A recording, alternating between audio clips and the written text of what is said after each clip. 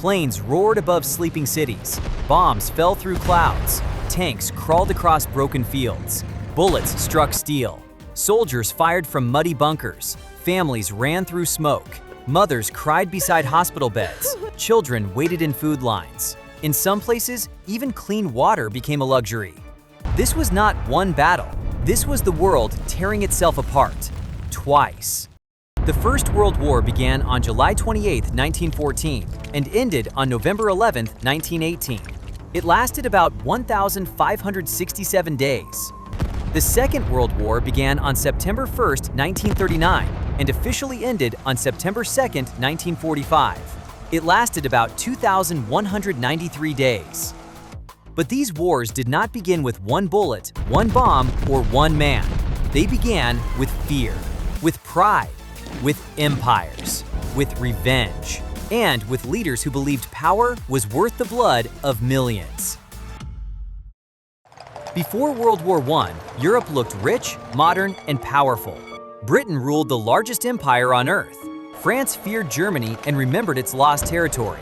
Germany was young, industrial, ambitious, and hungry for influence. Russia wanted power in Eastern Europe and the Balkans. Austria-Hungary was an old empire, strong on maps, but weak inside. The Ottoman Empire was declining. Europe was divided into alliances. Every empire watched the other. Every nation prepared. Armies grew larger. Weapons became deadlier. Nationalism spread like fire. The world was not at war yet, but it was ready for war. Then, on June 28, 1914, Archduke Franz Ferdinand of Austria-Hungary was assassinated in Sarajevo by Gavrilo Princip, a Bosnian Serb nationalist. One assassination became a chain reaction. Austria-Hungary blamed Serbia. Germany supported Austria-Hungary. Russia supported Serbia. France stood with Russia. Britain entered after Germany invaded Belgium. A regional crisis became a global war. On one side stood the Central Powers: Germany, Austria-Hungary, the Ottoman Empire, and Bulgaria.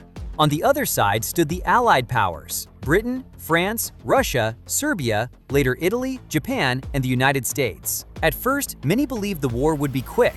They were wrong. The war became a machine. Across France and Belgium, soldiers dug trenches into the earth. They lived in mud, cold, rain, rats, disease, and constant fear.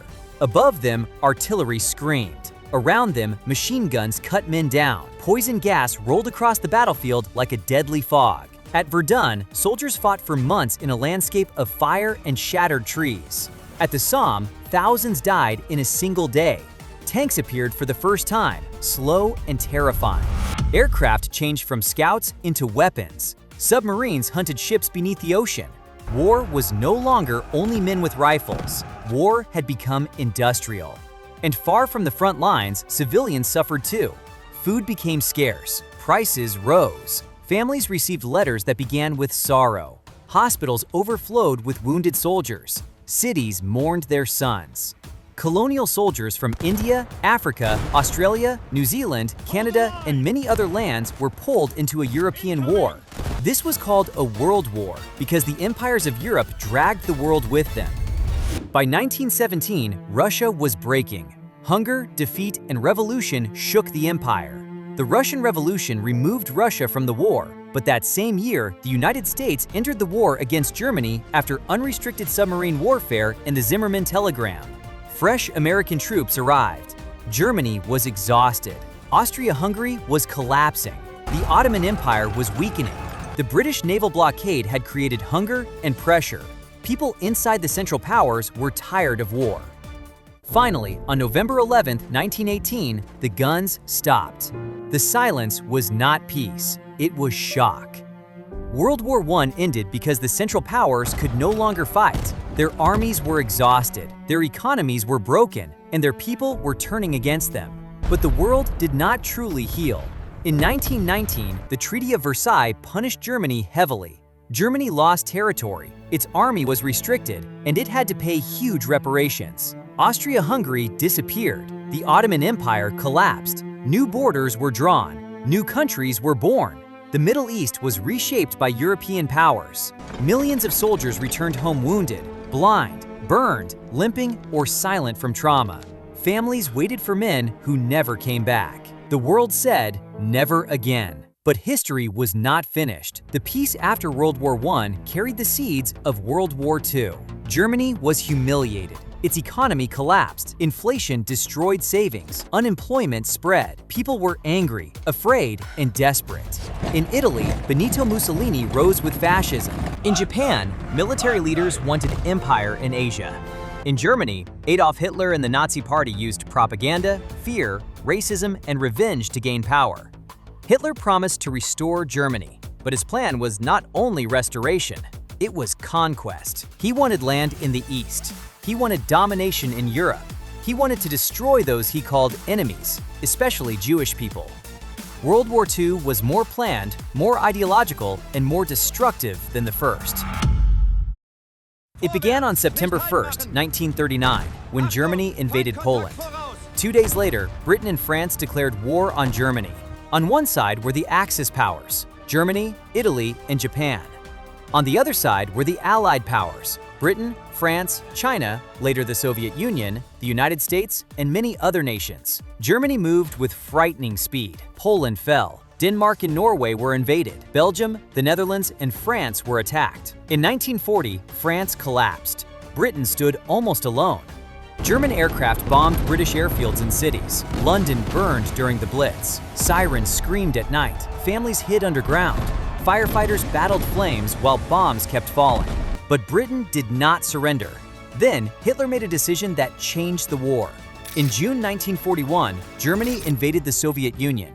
It was the largest land invasion in history. Millions of soldiers moved east. Tanks rolled through villages. Aircraft bombed roads, railways, and cities. At first, Germany advanced quickly, but the Soviet Union did not collapse. Winter came, supply lines stretched, resistance hardened, cities became fortresses. Leningrad suffered siege and starvation. Moscow resisted, and Stalingrad became a nightmare. Street by street, building by building, soldiers fought in ruins. Hunger, cold, fear, and death filled the city. When the battle ended, Germany had suffered a crushing defeat. The war in the East had turned. Meanwhile, in Asia, Japan was expanding across China and the Pacific. Cities were bombed, civilians suffered, prisoners were brutalized, food shortages spread through occupied lands. Then, on December 7, 1941, Japan attacked Pearl Harbor. The United States entered World War II. Now the war was truly global. In Europe, the Nazi regime carried out the Holocaust, the systematic murder of about 6 million Jewish people, along with millions of others, including Roma people, disabled people, Polish civilians, Soviet prisoners, and political enemies. This was not ordinary war. This was genocide, a crime against humanity. World War II became a war of soldiers, civilians, factories, farms, hospitals, ships, aircraft, and entire societies. In North Africa, tanks battled across the desert. In the Atlantic, German submarines hunted supply ships. In the Pacific, American and Japanese forces fought island by island. In Europe, families survived on ration cards. Hospitals treated the wounded. Refugees walked through ruined roads. Some cities lost food. Some lost water. Some lost everything. The turning points came slowly. At Midway, Japan lost major aircraft carriers and its advance was weakened. At El Alamein, the Axis advance in North Africa was stopped. At Stalingrad, Germany's eastern campaign was broken. Then came D-Day. On June 6, 1944, Allied forces landed on the beaches of Normandy in France. It was one of the largest military operations in history. The sea was filled with ships. The sky was filled with aircraft. Soldiers ran through water, smoke, and gunfire. Many never reached the sand alive. But the landings succeeded.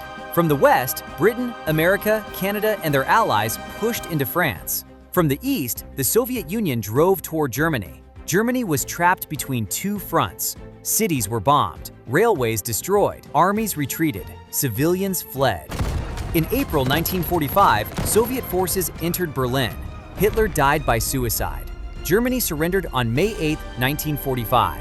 In Europe, the war was over. But in the Pacific, Japan continued to fight. The United States moved closer to Japan, island by island. Battles became more desperate and more costly. Japan's military leadership still refused to surrender. Then, the world entered the nuclear age. On August 6, 1945, the United States dropped an atomic bomb on Hiroshima. On August 9, 1945, a second atomic bomb was dropped on Nagasaki. Around the same time, the Soviet Union declared war on Japan and invaded Japanese-held Manchuria. The destruction was unimaginable. Cities were burned, families vanished. Survivors carried wounds the world had never seen before. Japan announced surrender on August 15, 1945. The formal surrender was signed on September 2, 1945. World War II ended because Germany had been completely defeated in Europe, and Japan surrendered after the atomic bombings, the Soviet entry into the war, and the collapse of its ability to continue fighting. But the victory came with a terrible question: what had humanity become? World War I killed around 20 million people, including soldiers and civilians. World War II killed around 70 to 85 million people, making it the deadliest war in human history. After the wars, the world map changed. Germany was divided, Berlin was divided, Japan was occupied and rebuilt. Britain and France survived, but their empires weakened. The Soviet Union became a superpower. The United States became the strongest military and economic power in the world. The United Nations was created to prevent another world war. War crimes trials were held at Nuremberg and Tokyo. The world began speaking more seriously about human rights, genocide, international law, and peace. But peace did not remove fear. A new conflict began without direct world war: the Cold War. The United States and the Soviet Union faced each other with nuclear weapons. The world lived under the shadow of possible destruction. The world wars ended old empires. They created new powers. They changed borders, governments, weapons, economies, and the lives of ordinary people. But behind every number was a human being: a soldier in a trench, a nurse in a hospital, a mother waiting at a door, a child holding an empty bowl, a city burning in the night. World War I was called the war to end all wars. World War II proved that mankind had not learned fast enough. And when we look back at the trenches, the bombed cities, the crying families, the ration lines, the hospitals, the tanks, the planes, and the mushroom clouds, history gives us one warning: war does not begin with explosions. It begins when hatred becomes normal, when leaders choose pride over peace, when people forget the cost of blood. And once war begins, it does not only destroy armies, it destroys the future. It destroys childhoods. It destroys nations. And sometimes it changes the whole world forever.